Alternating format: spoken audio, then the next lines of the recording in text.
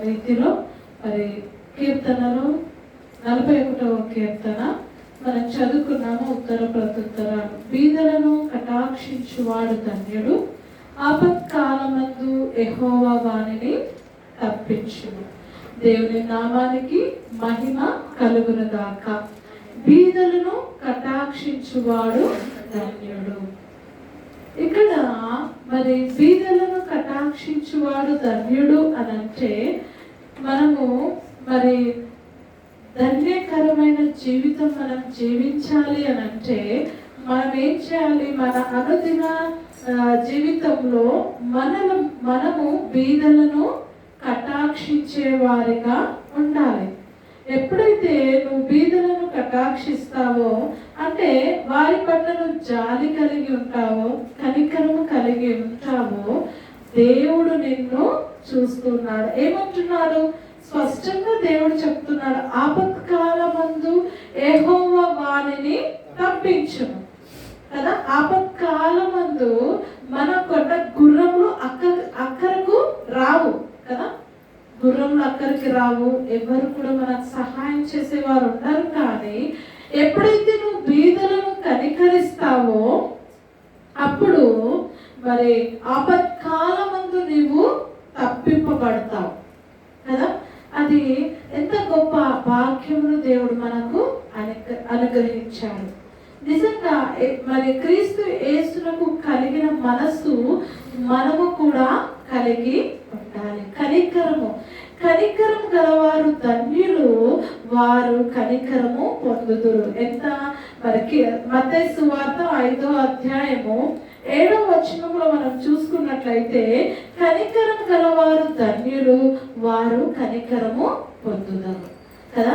మనము ఎప్పుడైతే కనికర పడతామో, ఎప్పుడైతే మరి అంటే బీద స్థితిలో ఉన్నవారిని, అంటే మనకంటే కూడా మరి తినడానికి కానీ వస్త్రాలకు కానీ ఇంకా దేనికైనా బాధపడుతున్న వారికి నువ్వేం చేయాలి అని అంటే వారి మీద నువ్వు కనికర పడాలి కదా.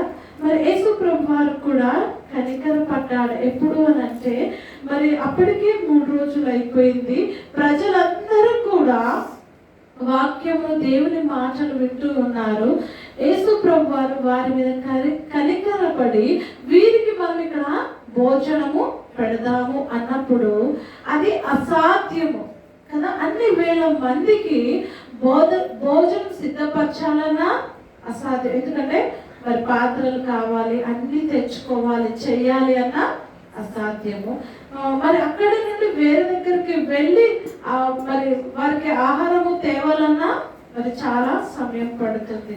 అప్పటికి 3 రోజులైంది, వారికి ఆహారం లేదు. యేసు ప్రభు వారు వారి మీద కనికరపడి మీ దగ్గర ఏమన్నా ఉన్నాయా అన్నప్పుడు ఒక చిన్న కుమారుడు దగ్గర 5 రొట్టెలు 2 చేపలు, ఆ 5 రొట్టెలు 2 చేపలను దేవుడు ఆశీర్వదించినప్పుడు. ఎప్పుడు జరిగింది ఇది? దేవుడు కనికరపడినప్పుడు కదా. మనము కూడా మరి క్రీస్తు యేసునకు కలిగిన మనసు మనం కలిగి ఉండాలంటే మనం ఏం చేయాలంటే కనికర పడాలి కదా. మరి అందుకే కనికరము కలిగిన వారు ధన్యులు, వారు కనికరము పొందుతారు. మరి నువ్వు కనికరింపబడాలి ఆపత్కాలం మందు కదా. ఏ సమయంలో ఏమి సంభవిస్తుందో తెలియని రోజుల్లో మనము ఉంచున్నాము. గత కాలంలో మరి కరోనా వచ్చింది. కరోనా సమయంలో ఎంతో మంది, ఎంత ధనికులు, ఎంత ఆస్తి ఉన్నా వారు తినడానికి కూడా బయటకు వచ్చి వారు కొనుక్కోలేని పరిస్థితి కదా. ఎంత భయంకరమైన పరిస్థితిలో ఉన్నారు కదా. అప్పుడు చాలా మంది చారిటీ చేసేవారు, ఎంతో మంది మరి ఎంత ఉన్నత స్థితిలో ఉన్న వారికైనా వారు హెల్ప్ చేయగలిగారు, అంటే కనికర పడ్డారు. కాబట్టి ఎప్పుడైతే మనము కనికరము అంటే మనం ఎప్పుడైతే కనికరం పడతామో దేవుడు మన పట్ల కనికరం చూపిస్తాడు. అయితే ఆపత్కాలం మందు ఇప్పుడు కూడా మనం చూసుకున్నట్లయితే ఈ యుద్ధ వాతావరణం వలన మరి ఏ సమయంలో ఏ ఆపద వస్తుందో తెలియని పరిస్థితి. ఎంతో మంది బిజినెస్ ను స్టార్ట్ చేసుకున్నారు, ఎంతో మంది హోప్తో నమ్మకంతో బిజినెస్ స్టార్ట్ చేసుకున్నారు. గ్యాస్ కొరత వచ్చేసరికి ఏమైంది? అక్కడ బిజినెస్ క్లోజ్ చేసుకోవాల్సి వచ్చింది. అంటే ఆపత్కాలం ఎప్పుడు వస్తుందో తెలియదు, కానీ అటువంటి సమయంలో దేవుడు నీ మీద కనికరపడతాడంట. ఎప్పుడు? నువ్వు బీదలను కనికరించినప్పుడు, బీదలను నువ్వు కనికరించినప్పుడు, కటాక్షించినప్పుడు. ఈ వాక్యము మరి ఎట్లుందంటే, మనం యెహోవాకు అప్పించే వారిగా ఉంటామంట. ఎప్పుడైతే నువ్వు బీదలను కనికరిస్తావో, వారికి సహాయం చేస్తావో, మనము దేవునికి అప్పించే వారంగా ఉంటాం. మనము దేవునికి అప్పించే వారిగా ఉంటే మరి దేవుడు మన అప్పులు తీరుస్తాడా? తీర్చడా? తీరుస్తాడు, నీ అవసరత ఉన్నప్పుడు కదా. అదే ఆపత్కాలమందు యెహోవా వారిని తప్పించును కదా. ఆపత్కాలమందు మనము మనుషుల దగ్గరికి వెళ్ళి సహాయం కొరకు ఎదురు చూస్తూ ఉంటాము, కానీ మనుషులు ఎవ్వరు మనకు సహాయం చేద్దామని వారు కూడా చేస్తామని అంటారు, కానీ చేయలేరు. కానీ దేవుడు నీకు సహాయకుడు. యెహోవా వారిని కాపాడి బ్రతికించును, భూమి మీద వాడు ధన్యుడగును. దేవుడు మనల్ని కాపాడి బ్రతికిస్తాడు. దేవుడు భూమి మీద మనము ధన్యులుగా దేవుడు చేస్తాడంట. ఎప్పుడు అనంటే, నువ్వు బీదలను కటాక్షించినప్పుడు కదా, బీదలపై నువ్వు కనికరము చూపినప్పుడు.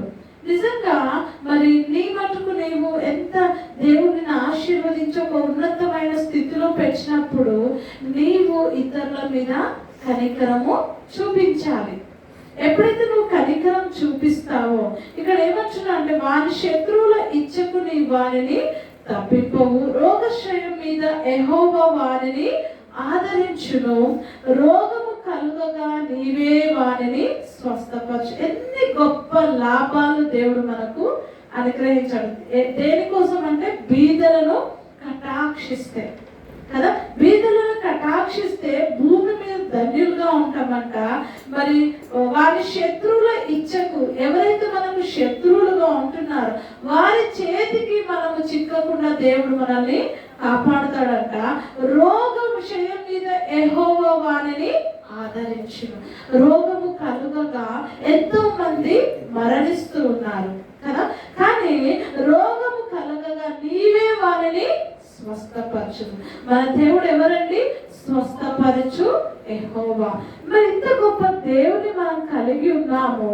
ఈ ఉదయ కాలము ఇవన్నీ మనకు కలుగుతాయి. కలగాలి అని అంటే మనం ఏం చేయాలంటే, బీదలను కటాక్షించాలి కదా.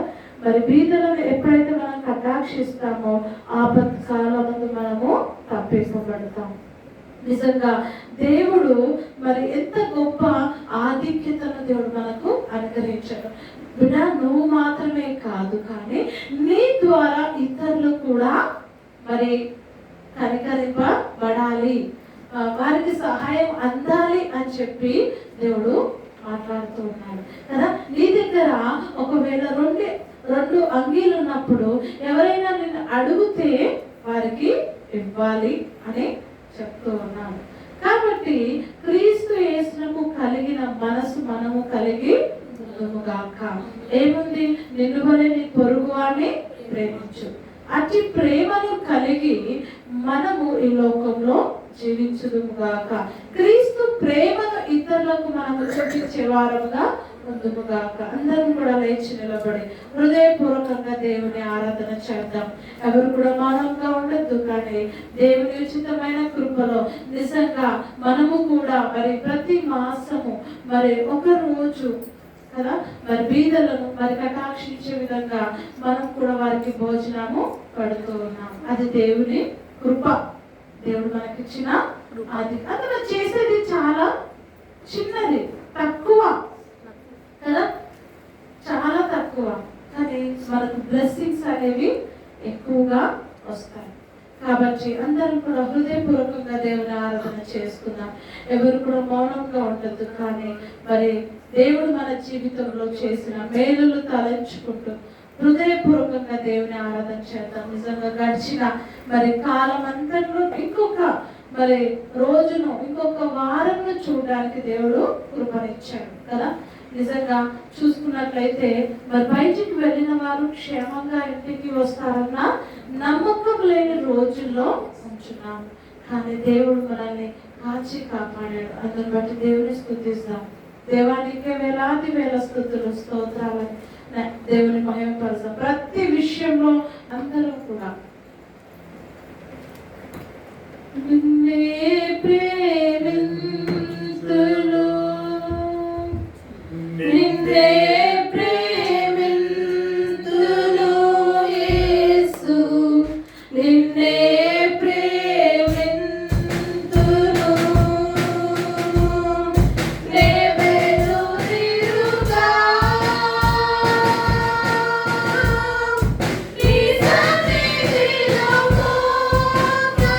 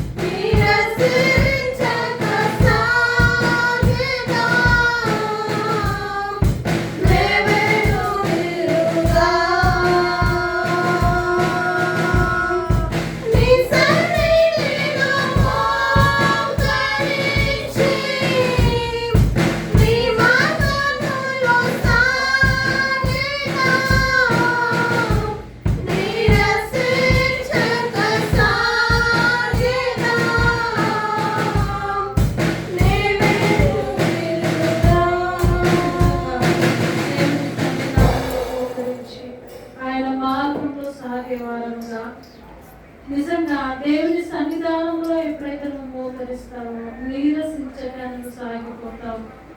నీరసం అనేది ఉండదు. ఆత్మీయ స్థితిలో ఇంకా ఉత్సాహాన్ని దేవుడిస్తాడు.